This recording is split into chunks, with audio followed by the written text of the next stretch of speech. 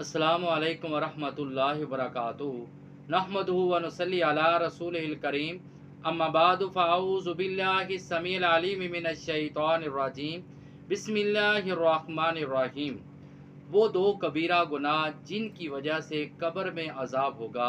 सही बुखारी की हदीस है, हदीस नंबर है 216। और रसूलुल्लाह सल्लल्लाहु अलैहि वसल्लम का एक मरतबा गुज़र दो कब्रों से हुआ। आपने फरमाया कि इन दो कब्रों को अजाब हो रहा है, लेकिन अजाब कोई बड़े गुनाह की वजह से नहीं हो रहा।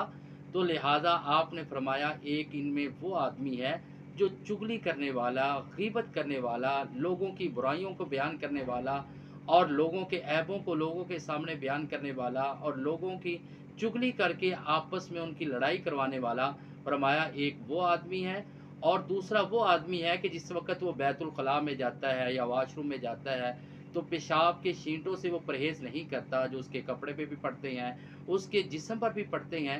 तो लिहाजा रसूलुल्लाह सल्लल्लाहु अलैहि वसल्लम फरमाया ये कोई इतना बड़ा काम नहीं है कि इंसान इनसे बच ना सके।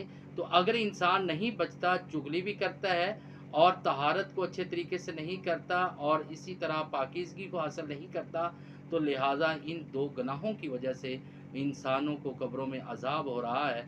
तो लिहाजा हमें इन गुनाहों से भी बचना चाहिए। अल्लाह ताला से दुआ कि अल्लाह ताला हमें इस पर अमल करने की तौफ़ीक़ अता फ़रमाए। वमा अलैना इल्लल बलागुल मुबीन।